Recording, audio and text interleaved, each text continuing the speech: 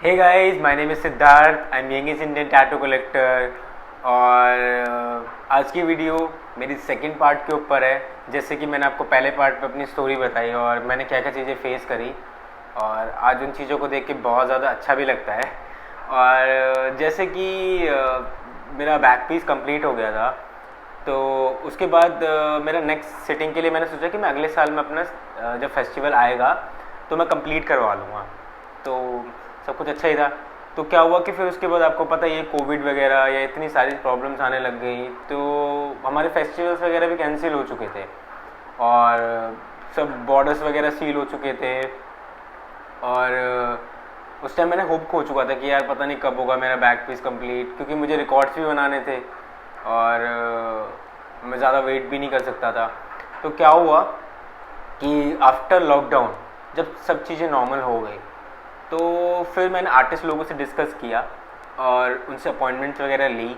और दिवाली से 3 या 4 दिन पहले मैं मतलब एक हफ्ते के लिए ऑफ करके निकल गया। और वैसे मैं ऑलरेडी नेपाल होके आ रखा था पहले, जब वहाँ पे फेस्टिवल वगैरह था। तो इस बार भी मैंने सोचा कि चलो कोई नहीं, इजीली पहुँच जाऊँगा। तो इस बार ना मेरे पास ना इतनी सेविंग्स नहीं थी, क्योंकि कोई भी काम वगैरह इतना था नहीं। तो मैंने ओनली 10,000 अपने पास जो मेरे पे बचे हुए थे, और थोड़े से मैंने किसी से लिए थे, तो उन सब चीज़ों को लेके मैं निकल गया। और पिछली बार मैं बस से गया था, तो मैंने इस बार सोचा कि चलो मेरे पास पैसे कम है तो मैं ट्रेन से चले जाऊँगा। तो ठीक है, जैसे तैसे करके ट्रेन की टिकट बुक हो गई और आर्टिस्ट लोगों से भी मेरी बातचीत हो गई। तो अच्छा लग रहा था कि फाइनली मैं पहुंच जाऊंगा पिछली बार की तरह इजीली, तो कोई दिक्कत नहीं होगी।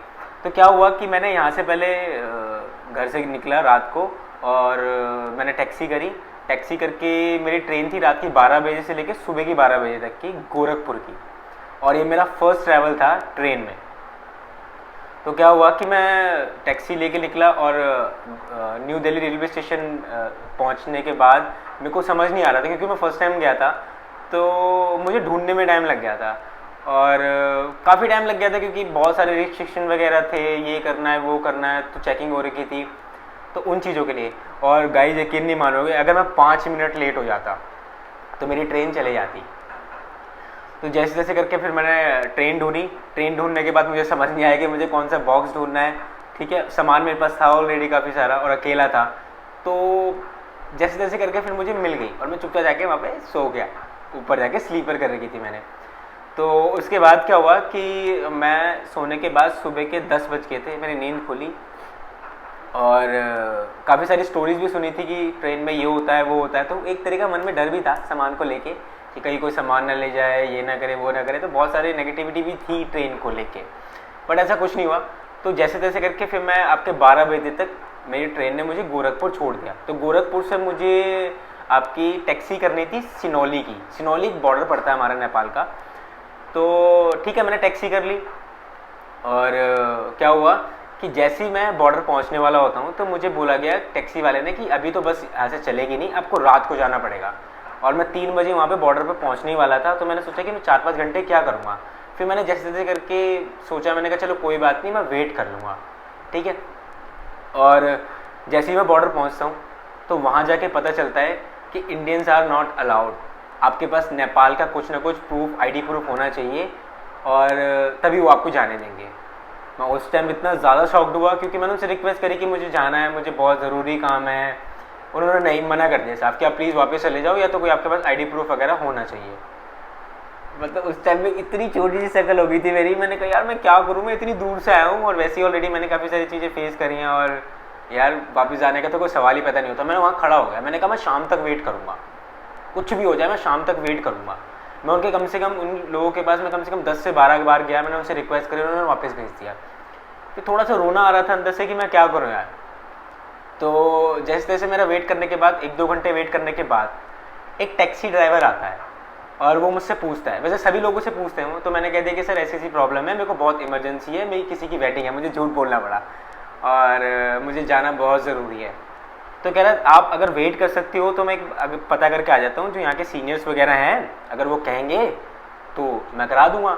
तो जैसे जैसे करके वो 1-1.5 घंटे बाद वापस आता है, तो वो बोलता है कि आपको टैक्सी की पेमेंट पे करनी पड़ेगी, जो कि है आपकी 4,000 रुपये नेपाली, मतलब 2500 इंडियंस, और मैं यहाँ से बॉर्डर से पार करा दूंगा। तो फिर मेरे को उस टाइम लगा यार कि मेरे पे पैसे कम है और अब ये रास्ता दिख रहा तो मैं चले जाता हूँ। तो जैसे जैसे उसने मुझे बॉर्डर पार करा दिया और बोला कि ये मेरा गेस्ट है और चला जाएगा। तो क्या हुआ कि मैंने उसको पेमेंट करी। उस पेमेंट के बाद उसने ये बोला कि आपको काठमांडू जाना है तो आपको टैक्सी करनी पड़ेगी एक और मैंने पूछा टैक्सी की पेमेंट क्या है, कह रहे 10,000 आपको पे करने पड़ेंगे नेपाली। मैंने कहा इतने पैसे तो मेरे पास है नहीं, और मैं वहाँ लिटरली मैं वहाँ रोने लग गया उसके सामने। रोने के बाद मैंने बोला कि प्लीज़ मेरे पास पैसे नहीं है और मैं कैसे करूँगा। और फिर उसने जैसे तैसे करके मैं दया खा के उसने मेरी बस की टिकट करा दी और बोला कि देखो आप इंडियन हो तो आप बोलना मत, ठीक है, मैं यहाँ से तो आपको पार करा रहा हूँ, बट इनकेस अगर तुम आगे रोक लेते हैं तो तुम वापस आ जाना, मैं तुम्हें दोबारा करा दूँगा, क्योंकि देखो मैं यहाँ की गारंटी ले सकता हूँ, मैं आगे की गारंटी नहीं ले सकता। तो उसने मेरी टिकट कराई। टिकट कराने के बाद उसने मुझे, जो बस वाला जो होता है ना, उसके पीछे एक छोटी सी सीट होती है, तो मैं ढंग से बैठ नहीं सकता था क्योंकि बहुत छोटी सी सीट थी जो ड्राइवर के पीछे होती है। तो ठीक है, एक चीज़ तो खुशी थी कि यार फाइनली चलो मैं यहाँ तक तो पहुँच गया। उसके बाद क्या हुआ कि आज तक मैंने अपनी पूरी लाइफ में इतनी ज़्यादा चेकिंग नहीं देखी, और उस बंदे ने मेरे को ये भी बोल रखा था कि आपको बोलना नहीं है और आपको किसी से बात नहीं करनी। तो वहाँ पे काफ़ी लोग आ रहे थे नेपाल से जो बोल रहे थे, मेरे को कुछ समझ नहीं आ रहा था एक्चुअली, और मुझे बोलनी भी नहीं आती।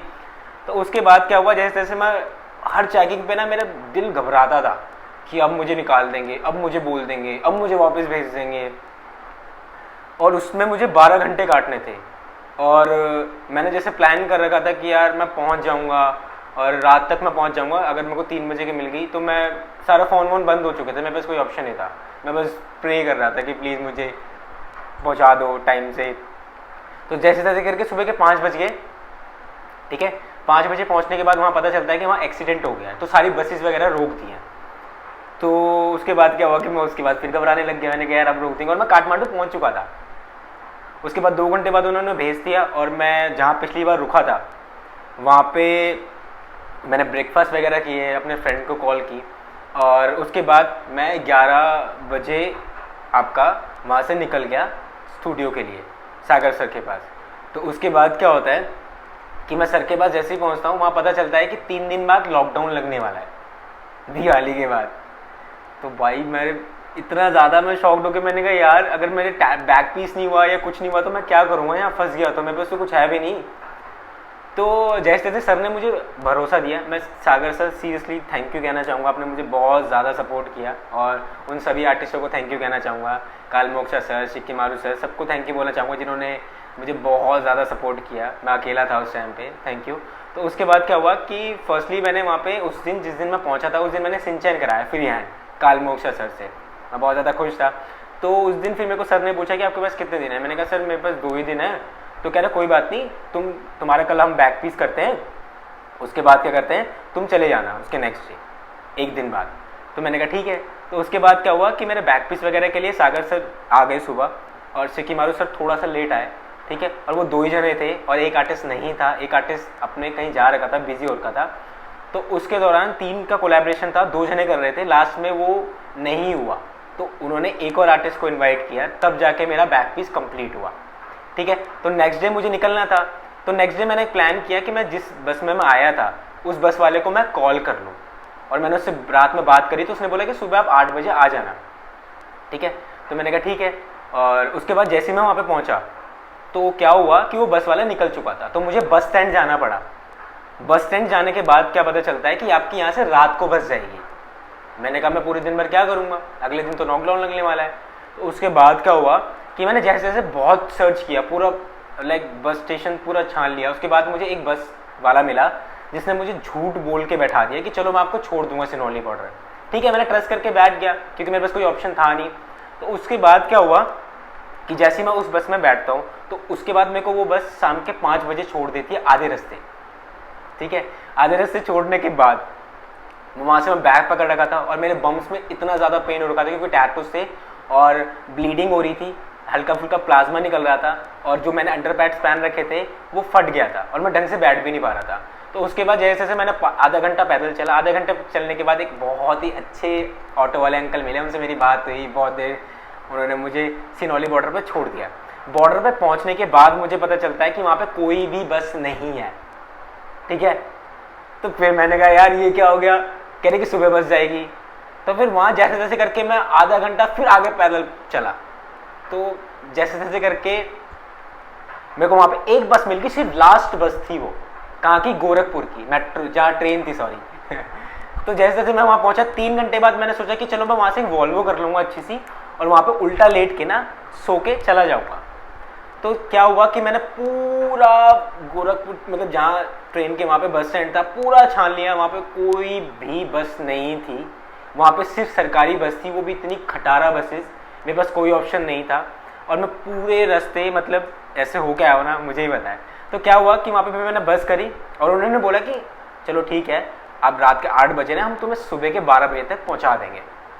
तो मैंने कहा चलो ठीक है। तो क्या सीन हुआ कि वो बस में मैं बैठने के बाद, चलो मैं सो गया, जैसे जैसे रात को सो गया उल्टा करके वहाँ पे, और वहाँ पे सीट थी वो भी खटबड़ खटबड़, मतलब बहुत ज़्यादा वो कर रही थी। तो जैसे जैसे 12 बज गई सुबह, हम आधे रास्ते भी नहीं पहुँचे थे 12 बजे। फिर क्या हुआ कि 12, 1, 2, 3, 4, 5, 6, 7, 8 बज गए। मेरे बम्स में इतना पेन हो रहा, मैं ढंग से बैठ नहीं पा रहा, और मैं इतना इरिटेट हो रहा चीज़ों को लेके, बस उछल रही और मेरे बम्स में पेन, और मैं ऐसे बैठ के जा रखा था आधे रास्ते पूरे। तो फिर 7-8 बज गए। तो लास्ट में हम बस में 2 ही जने बचे थे बस, और एक अंकल थे, वो बहुत अच्छे थे, मेरी उनसे बात हुई। तो उन्होंने अपनी स्टोरी वगैरह बताई और मुझे बहुत अच्छा लगा उनसे बात करके। और वो भी यही होप में आए थे कि मैं जल्दी पहुंच जाऊंगा, और वो वहाँ नहीं जा सकते थे। तो उनको ना आनंद विहार बस अड्डा उतरना था। तो आनंद विहार बस अड्डा उतरने इसलिए था उनको क्योंकि जहाँ उनको जाना था वहाँ पे स्नैचिंग वगैरह या रात को वो नहीं जा सकते, तो उनका आनंद विहार बस अड्डा नहीं पता था और मुझे वहीं जाना था। तो क्या हुआ कि अंकल ने मास्क वगैरह नहीं पहन रखा था, और अंकल को लगा कि मैं पहुँच जाऊँगा तो मैं क्या पहनूँ, शॉल वगैरह या कुछ क्या पहनूँ, ठंड बहुत ज़्यादा हो रही थी। तो मैंने अपने उनको शॉल दिया और उनको आनंद विहार में बैठा के आया, और हम लोग 11:30 बजे वहाँ पे पहुँचे फाइनली। तो उसके बाद मैंने उनको छोड़ के आया, फिर मैंने रात को ऑटो किया, फिर मैं रात को 3:30 बजे घर आता हूँ। और मतलब मैं बता नहीं सकता आपको कि यार, फॉर सपोज आपकी लगी हुई है और आपको 30 घंटा ट्रैवल करना है, यार ऐसी हालत हो रही थी। पर मैंने वो चीज़ एक्सेप्ट भी करी कि ठीक है, फाइनली मेरा बैक पीस हो गया। तो यार जैसे कि फॉर सपोज अगर मुझे खुशी मिल रही है तो यार फॉर सपोज थोड़ी प्रॉब्लम में मिल जाएगी, तो कोई बात नहीं, एटलीस्ट एक चीज़ और भी तो है। तो इन सब चीज़ों के बाद यार मेरा सपना पूरा कंप्लीट हो गया, ठीक है। फिर मैंने इसके बाद अप्लाई करना स्टार्ट कर दिया, और सब चीज़ें मुझे यही समझ आने लग गई कि यार ज़िंदगी में अगर प्रॉब्लम्स हैं तो वो जब ही है जब आप कुछ कर रहे हो। यार प्रॉब्लम्स होंगी ही क्यों जब आप कुछ कर ही नहीं रहे होगे। तो मेन यही है कि मैंने ना, सीरियसली बोल रहा हूँ, मैं जब उस टाइम पे बॉर्डर पे खड़ा था ना, मैंने ये ठान लिया था कि मैं वापस नहीं जाऊँगा, मुझे वापस नहीं जाना, कैसे भी करके मैं अपना बॉर्डर पार करूँगा, चाहे कुछ भी हो। मेरे मन में ये था, क्योंकि मैं एक लूज़र नहीं बनना चाहता अपने आप से। मेरे को अपने आप से हार नहीं मान रही कि सालों तू यहाँ पहुँच गया था और तू वापस चला गया, ये ज़िंदगी भर का मेरा रिग्रेट हो जाता। मैं वहाँ वेट करता रहा, और मैं थैंक्स कहना चाहूँगा गॉड से कि मेरे को बिलीव होता है कि जो करना चाहता है उसको चीज़ें मिलती हैं। तो बहुत ज़्यादा मज़ा आया, और आज उन्हीं चीज़ों को देख के ना मुझे इतनी ज़्यादा पॉजिटिव अपने अंदर एनर्जी फील होती हैं कि मैंने इतनी मुश्किल से चीज़ें फेस की करके एक चीज़ को ग्रैब किया, अपना सपना, और बहुत ज़्यादा खुशी मिलती है। और ये खुशी मैं सच्ची बता रहा हूँ, इनकेस अगर मेरे साथ कोई प्रॉब्लम भी आती है ना, तो उसको ये कम कर देगा। ख़त्म तो नहीं कर सकता कोई भी चीज़, प्रॉब्लम्स को, वो तो ज़िंदगी भर रहेंगी, बट ये जो चीज़ें हैं मेरी, जो मैं कलेक्ट कर रहा हूँ as a memory, as a my dreams, ये उन चीज़ों को कम कर देगा, और बहुत ज़्यादा अच्छा लगता है। आई होप कि आपको अच्छा लगा हो, और मतलब कि मेरे पास वो वर्ड्स नहीं है कि मैं आज अपने जो सपना था उसको कंप्लीट देखते हुए मतलब इतना ज़्यादा खुश होता हूँ अपने आप से। और ठीक है, अच्छा है, तो करो करो करो, बस इसके अलावा कुछ नहीं है लाइफ में। बस करते रहो करते रहो करते रहो, रिजल्ट का मत वेट करो, डेफिनेटली एक दिन आपको चीज़ें मिलेंगी ज़रूर। तो थैंक यू, आपने मेरी वीडियोज़ देखी। बाकी आपको वीडियो अच्छी लगती हो, कौन सा पार्ट आपको सबसे ज़्यादा अच्छा लगा हो, तो प्लीज़ आप मुझे ज़रूर बताना। बाकी thank you for watching my video.